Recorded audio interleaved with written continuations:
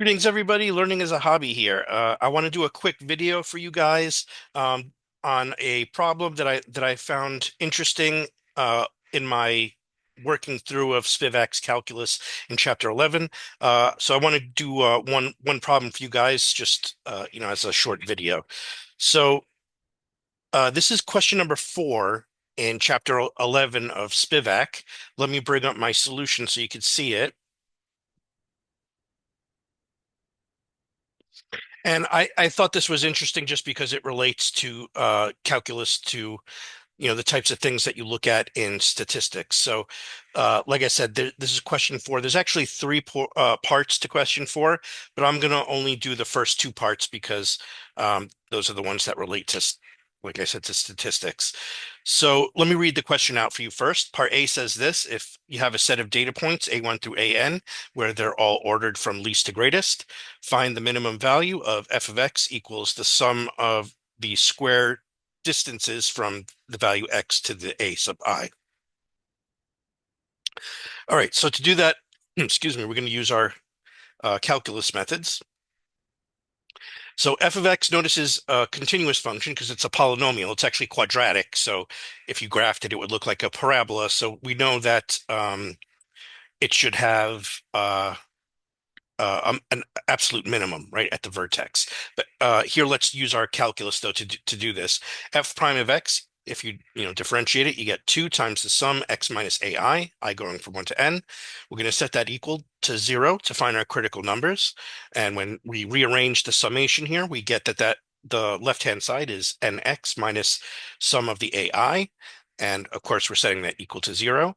And if you solve for x, notice that you get the mean of the data set, right? 1 over n times summation one going from 1 to n of ai.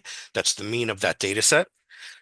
Notice that that's the critical, not only it a critical point, it's the only critical point. Then we have to analyze the behavior of the function around that critical point to see if it's an actual extrema. So f prime of a1, if you notice, is always negative, right? Because A1 is less than all the other AIs, and F prime of AN is positive for because AN is greater than or equal to all the AI, and X bar, the mean, is between A1 and AN, obviously, and that implies that X bar is a local minimum. Also, F is decreasing on the interval from negative infinity to X bar, and increasing on X bar to infinity by corollary 11.3, which you can look up in the chapter if you haven't seen my video on chapter 11. So F of X bar is the minimum for F on the interval from negative infinity to infinity. Notice that F of X bar is just the variance of the data set. So the variance is what minimizes this function. All right, that's part A. And part B is also related to statistics. Now, so here's the problem. Now find the minimum value of f of x equals the sum of the absolute distances between x and the AI. And he says here, Spivak says as an aside here, this is a problem where calculus won't help at all. On the intervals between the AIs, the function f, so it should be f here. I don't know why that cross isn't there. Okay, as the function f is linear, so that the minimum clearly occurs at one of the AI, and these are precisely the points where f is not differentiable. However, the answer is easy to find if you consider how f of x changes as you pass from one such interval to another. So that's how I solved the problem. Um, so let x tilde be the median of the data set now instead of the mean. Notice that f is continuous and piecewise linear on the entire real line. Also, f is differentiable on the intervals in between the data where the endpoints of the data sets, the points in the data set. If x is less than a1, then f of x equals the sum of the absolute deviations, if you want to say it that way, is equal to just AI minus X, because if X is less than the AI, then the difference is always negative, right? And if you just distribute the summation there, that gives you summation of the AIs minus NX, which implies that F prime of X is negative N. And if X is greater than AN, then the absolute deviations are all positive, right? So when you sum them up, that's the same as the sum of x minus AI. And again, just distributing the summation, that's equal to nx minus the sum of the AI. And if you take the derivative of that, notice that you get n, which is a positive quantity. Furthermore, if x is in the one of the intervals aj to aj plus 1, then f of x equals, you can break it up into two different sums here. Summation I going from 1 to j of absolute x minus ai plus summation I going from j plus 1 to n of absolute x minus ai. And then we can remove the absolute value signs. For the first sum of the absolute deviations, those are all positive, and the second ones are all negative. So I just, switched them in the way that they had to be. Um, wrote them in the equivalent way without the absolute values, right? Which is equal to jx minus summation I going from I 1 to j of ai minus n minus j plus 1 times x plus the summation ai, where I goes from j plus 1 to n.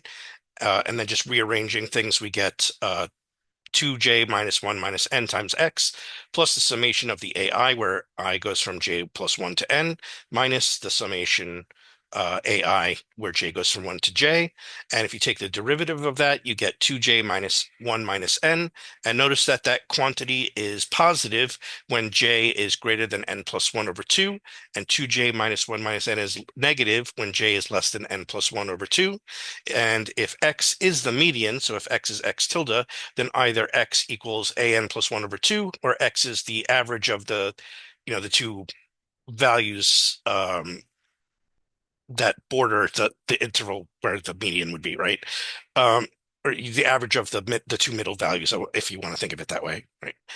In the first case, f is decreasing on the intervals, the union of the intervals that I have written here. I won't read them all out, and increasing on all the intervals here. So, increasing up to x tilde and decreasing from x tilde to infinity, um, where, you have to take the union of the intervals where the endpoints are uh, the data set is the endpoints of the intervals, because at those points the function's not differentiable, right?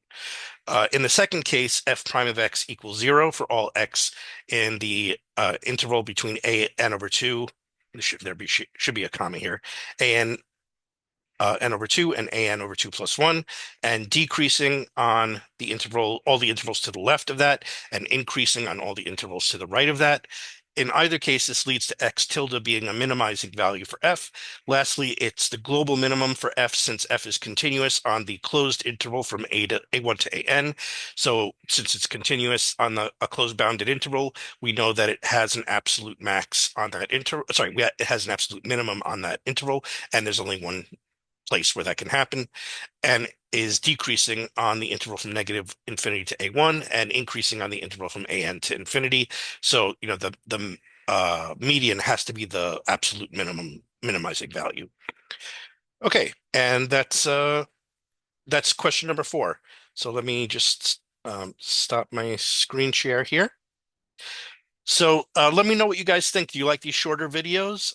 And if you like the problem, or you have any comments about the problem, let me know down below. And I'll see you guys in the next one. I'm going to try to make this a regular thing, having some shorter videos where I talk about some interesting problems. So I'll see you guys in the next one.